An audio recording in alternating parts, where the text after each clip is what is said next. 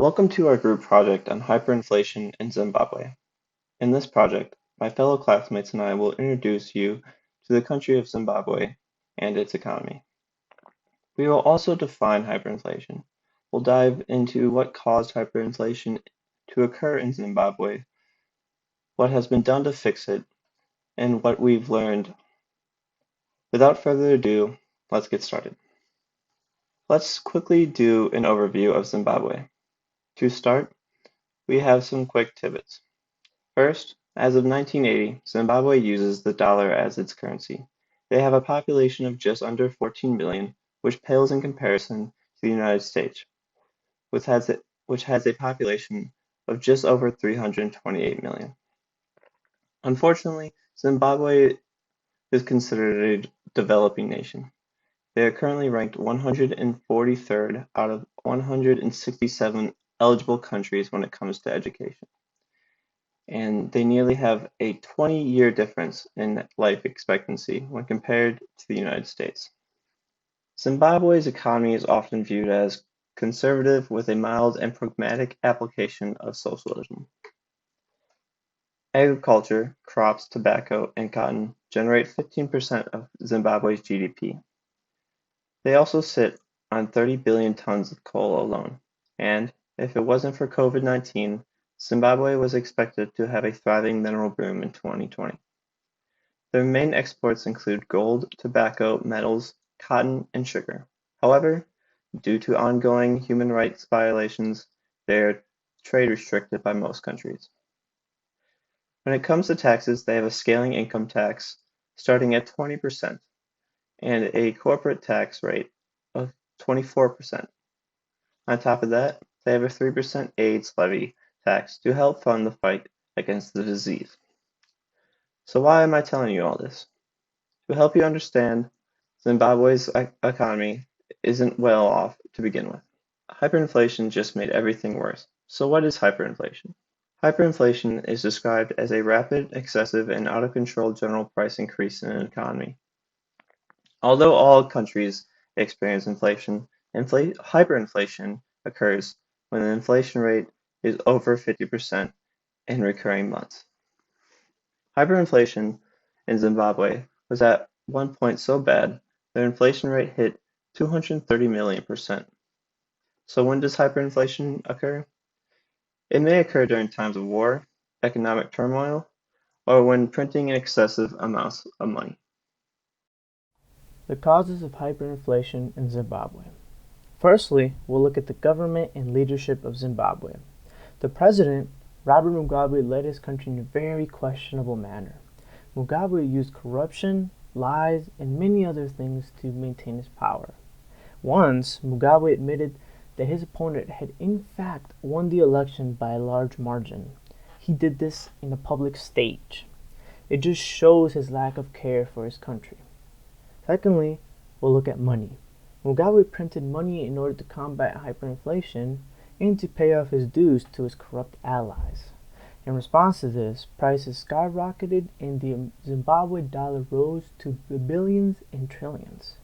This made the citizens of Zimbabwe essentially poor trillionaires. Now we'll look at a couple of Mugabe's policies and failures. Mugabe seized land from white landowners in order to redistribute it to his citizens. He did this because he believed that white people obtained the land illegally. The consequences of this were immense. The land was indeed given to the Zimbabwe citizens, but most didn't care to work it, or they simply didn't know how. This led to food shortages and the skyrocketing of food prices. Mugabe had also found himself in a time of war, the Rhodesian Bush War to be exact. To fund this war, he printed even more money, which was catastrophic as hyperinflation rampaged through the economy. Lastly, Mugabe failed to do arguably the most important thing.